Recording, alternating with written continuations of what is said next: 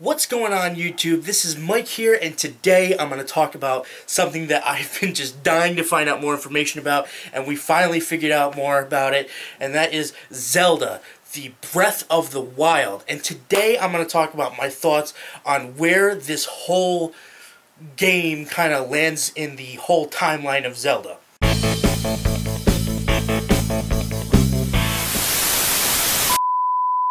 Now, I'm going to talk about my general thoughts of what we've seen so far and what I think is going to happen in terms of the game, and one of the biggest questions I have, which is where this is going to be in the timeline, because I think it affects the gameplay itself, because every part of the timeline has a different style of play. So I'm going to go through a bunch of different things, talk about what I like and what I don't like. So let's get into it.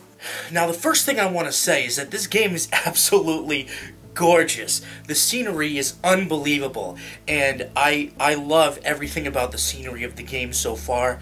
I think it's just like it's got a perfect balance between the real style of Twilight Princess and the cel-shaded style of Wind Waker. I just think it's so weird how they magically got both of those styles to fit together in a way that worked if you like either or style. And personally, I like the more real style, and I like how it still looks real, and the people that like the Wind Waker style will like that it's a little bit less real, you know what I'm saying? So it's kind of hard to explain, you know? But, I mean, I just think it's gorgeous. I love seeing the different sceneries and stuff that we saw. So, let me get through the biggest issue that I'm trying to figure out on my own. Not really an issue, but just something I've been thinking about. Where does this game fall in the timeline?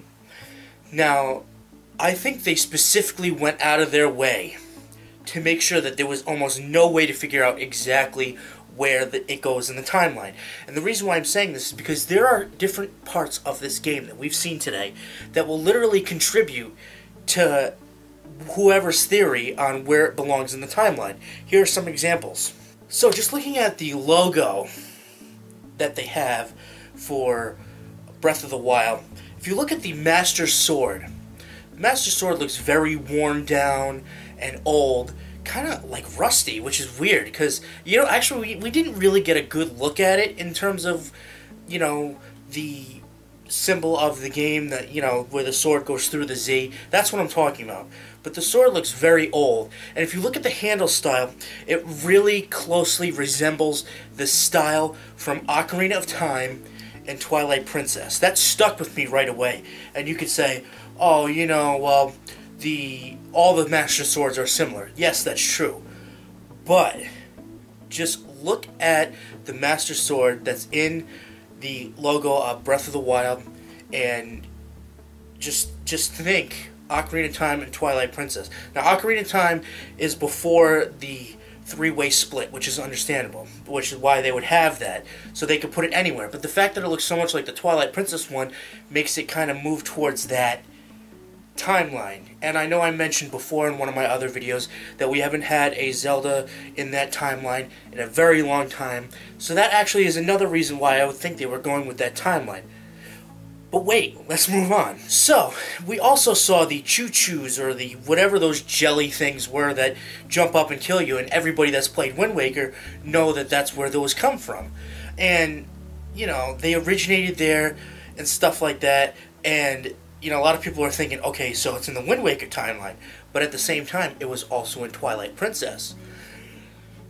I mean, this is what I'm talking about. They really did a good job hiding it. And like with the whole I'm going to call it semi-cel-shaded. Semi-cel-shaded, that's kind of hard to say. But it's like I was just saying with the two different styles. They're like a perfect mesh of the two, so you try to figure out like which one it is. But wait a second. Let me throw this at you real quick. So now we got the Koroks, whatever they are. Those are straight out of Wind Waker, okay? The guys with the leaves on their faces, I guess they're I don't even know, I don't remember, but that is legit straight out of Wind Waker. So that's something that pushes for Wind Waker now. And so now you're kind of thinking, okay, maybe it's over in Wind Waker. Also, another thing that can contribute to the Wind Waker thing is in that timeline, they find the new Hyrule, the new continent of Hyrule, and let's say that this whole big expanse of Hyrule is the full new continent of Hyrule. Look at the timeline. It says discovers new continent. So, you know, maybe that could be it right there, you know. Maybe this is a continuation of Spirit Tracks, okay? So, that's something to think about. Boy, whoa, whoa, whoa. We have even more evidence. Because you don't know what? We haven't even touched the Link is defeated timeline yet. Okay, so let's look at that. Now, one of the most obvious things that would contribute to the Link is defeated timeline is the fact that Link in this one has brown hair. And I know you're thinking, how is that a big deal? Okay, think about it, okay? Every Link in the Wind Waker timeline is blonde hair. But if you look at the Link is defeated one, it's straight up brown. And you got that with the original Legend of Zelda, The Adventures of Link, A Link Between Worlds. Well, A Link to the Past has got pink hair, you know, so I mean, something that's small, I mean, you gotta think about that. Nintendo's not dumb. They put subtle things in there. And, okay, I know you're saying, okay, it's just hair. But, in the Link is defeated timeline, okay, we have the decline of Hyrule. If you notice, in all of the different like gameplay that you see, I honestly only remember seeing one other person that they showed in the entire expanse of Hyrule, at least up to this point. And who knows, maybe the decline of Hyrule means that everybody's dead except for Link and maybe a handful of others. So, I mean, there's actually a lot more that goes towards the Link is defeated timeline than you would think. So, we had the concept on the original Zelda, which was 100% open world. Now with this one, even though we only saw a small portion of the world, it was still open. You could still go literally wherever you wanted. They didn't show any part of the storyline of the game and went all over the place. Now that, to me, tells me that, okay, they're going with open world again. Maybe this is going to be a follow-up to The Adventures of Link, because the first Zelda was completely open world. Or maybe this is even a prequel to the original Legend of Zelda because it's open world. You know, maybe they're going with the same styles, stuff like that, because you have to think. You got the Toon Link era, you got the realistic Link, and then you got the old school Link. That's the way I look at the three timelines. But thinking about just the fact that it's open world actually could say a lot. And, you know, they could just be like, oh, they're just trying to get back to their roots.